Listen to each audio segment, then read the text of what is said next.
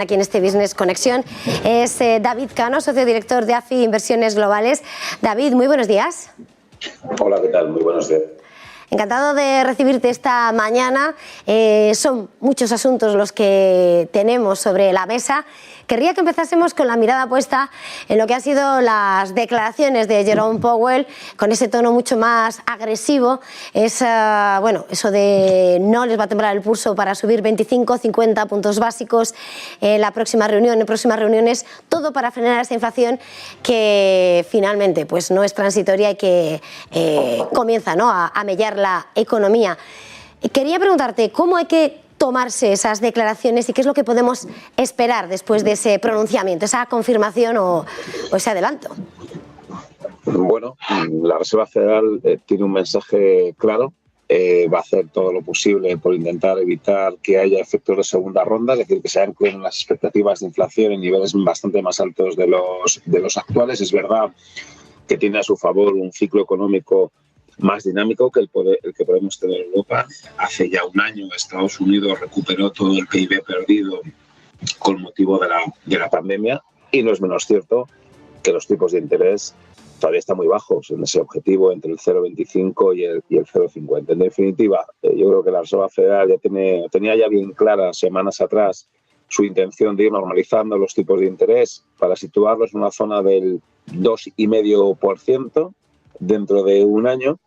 Y lo que viene a decir es que el deterioro en el contexto económico no va a condicionar esa senda de gradual elevación de los tipos de interés para poner fin, por tanto, a unas condiciones monetarias que son tremendamente expansivas y que, aunque sitúe los tipos de interés en esa zona del 2,5%, todavía van a ser condiciones monetarias expansivas. Por lo tanto, la FED sigue su hoja de ruta y parece que los acontecimientos en Ucrania pues no le llevan a moderar ese ritmo de subidas previstas, sino que las consolidan. Continúa su hoja de ruta, apuntas, David, pero al mismo tiempo lo que veíamos era cómo, sin embargo, cuando anuncia que va a haber una subida de 50 puntos básicos, vemos esa rentabilidad del bono a 10 años escalar a esos niveles no vistos desde mayo 2019 en el 2,27%. Se acelera la venta de bonos. ¿Hasta qué punto lo tiene no descartado el mercado y qué podemos esperar, por tanto?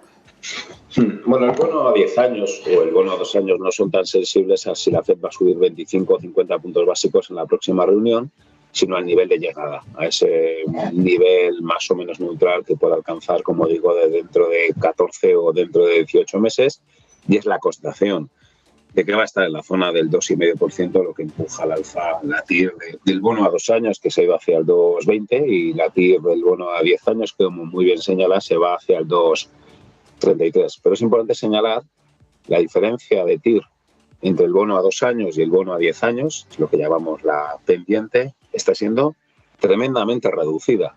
En otros momentos del tiempo, cuando la Reserva Federal, cuando cualquier banco central ha empezado a subir los tipos de interés, esa pendiente es mucho más alta que la que tenemos ahora.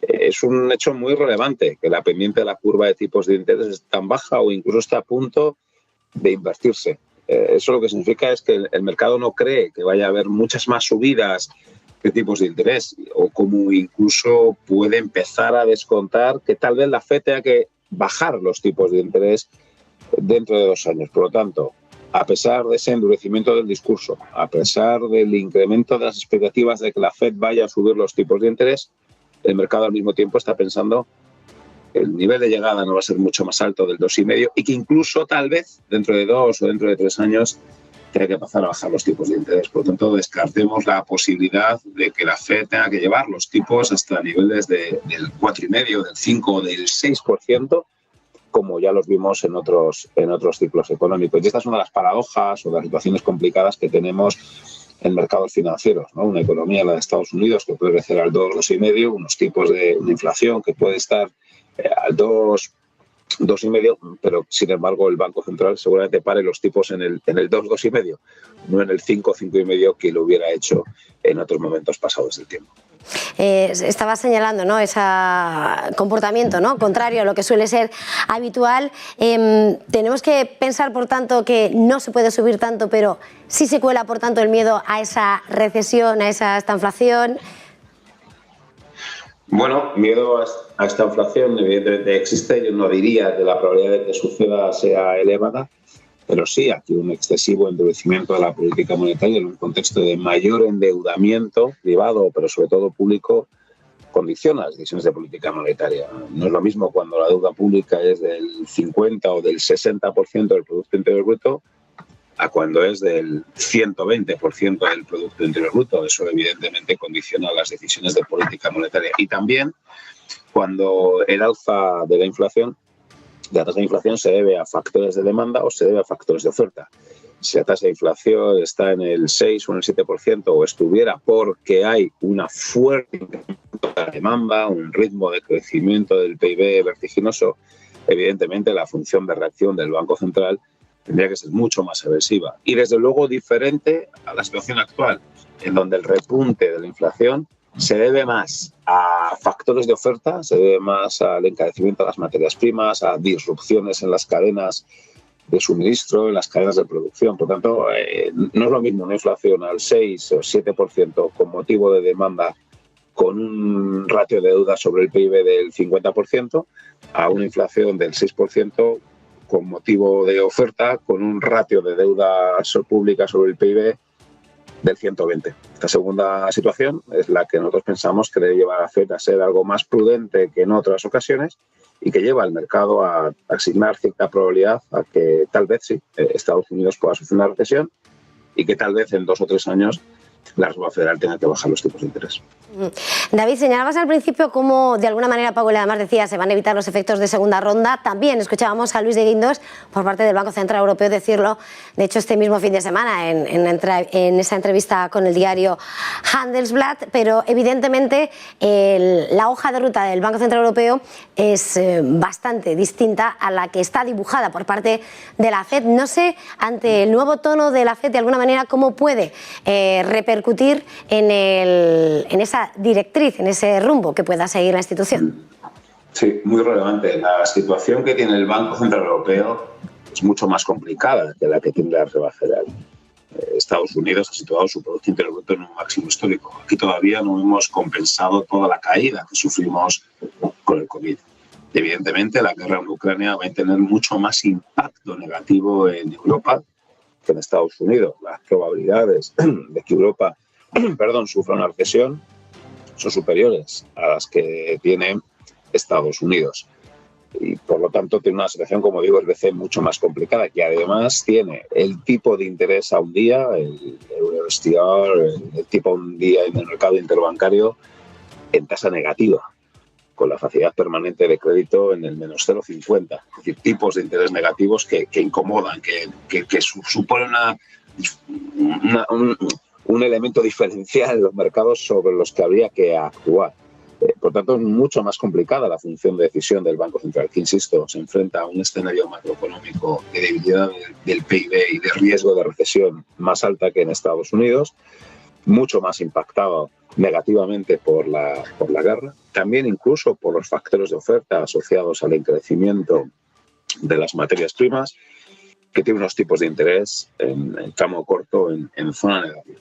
Todo esto en la coctelera pues nos lleva a pensar que las elevaciones de tipos del BCE, si se producen, son más en esa facilidad permanente de depósito, tal vez poniéndola en el 0%, pero que la elevación del tipo repo está mucho más tardía en el tiempo, a pesar de que la Reserva Federal pues endurezca su política monetaria y en definitiva lo que podemos asistir es a una ampliación de diferenciales de tipos de interés entre el dólar y el euro, que se puede ir a una zona máxima de los últimos años y eso ejerza de presión apreciadora para el dólar contra el euro, un elemento, el euro que se deprecia, que va a ser bueno para nuestro crecimiento económico, pero que es una función de presión adicional para la inflación. En definitiva, es un panorama bien complejo el que tienen los bancos centrales, en mi opinión mucho más complejo el Banco Central Europeo y una incertidumbre que evidentemente se traslada sobre los mercados financieros, no solo sobre el mercado de bonos, sino también sobre el mercado de renta variable y en especial pues algunos sectores que son muy sensibles a los tipos de interés, uno porque tengan un mayor nivel de endeudamiento, como pueden ser las utilities, y otros porque les podría venir muy bien una subida de tipos de interés como son los bancos, ¿no? En definitiva, como digo, política monetaria, dilema para los bancos centrales, discusión que tenemos los economistas si no nos ponemos de acuerdo, y esto, bueno, pues va a generar volatilidad y un movimiento diferencial de los mercados de capitales. Y de ahí la importancia de aceptar bien el movimiento, porque va a ser uno de los elementos clave para este año 2022.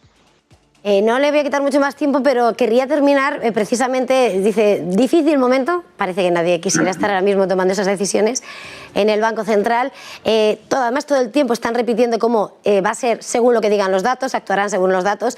Estamos viendo cómo todo además se tensa en medio de esa crisis energética. Fitch acaba de bajar la previsión de crecimiento para España, también dibujando la eurozona. Y vemos a un petróleo que vuelve a estar en máximos de 2 semanas, cuando decíamos, bueno, parece que se relaja porque está más cerca el fin de la guerra, una situación que se pone en entredicho cada 2 por 3. No sé, en ese contexto precisamente de presión sobre el petróleo, sobre la energía, ¿cuál puede ser el escenario y hasta qué punto se sostiene cualquier radiografía económica que están lanzando en estos momentos? Claro, efectivamente, cualquier ejercicio de previsión del PIB, de previsión de la inflación, está tremendamente condicionada por factores que podemos pensar que son exógenos. Has dicho, el petróleo es uno de ellos, pero que a su vez está vinculado a la guerra, sobre el cual luego esa PG hace tremendamente difícil cualquier tipo de previsión, ¿no? Por lo tanto, sí, reiterar e incidir en esa tremenda incertidumbre que a su vez deteriora las perspectivas para el crecimiento económico. En este contexto seguramente se están posponiendo muchas decisiones de consumo, muchas decisiones de inversión por parte de los agentes, y eso redunda de forma negativa en la evolución del ciclo. Y en ese contexto, pues, si yo estuviera en el Banco Central, desde luego mi opinión es clara: yo no endurecería la política monetaria. Creo que en un momento de debilidad del ciclo como el actual, con una inflación mucho más alta de lo que podíamos pensar, es verdad, pero asociada a factores de oferta, poco favor podemos hacer a las familias, a las empresas, incrementando las condiciones, incrementando los tipos de interés, que además tienen que estar sujetos a pues ese carecimiento de las materias primas. Y que un argumento como la contención de las expectativas de inflación a medio y largo plazo, no sé si hoy aplica o no sé si hoy lo van a entender la mayoría de los agentes, ¿no? Por tanto, aún pecando de heterodoxo, evidentemente, lo sé, que es pecar de heterodoxo, creo que las circunstancias actuales exigen o hacen recomendable una política monetaria que siga siendo expansiva, insisto, aún siendo muy consciente del gran incumplimiento que se tiene en materia de inflación. Estoy mucho más preocupado por el crecimiento económico y por cómo la elevada incertidumbre impacte de forma negativa en las decisiones de consumo y de inversión de la mayoría de los agentes. Hemos dibujado el momento y no es fácil. David Cano, socio director de AFI Inversiones Globales. Un placer haberle tenido esta mañana. Feliz jornada y feliz negocio. Igualmente, muchas gracias.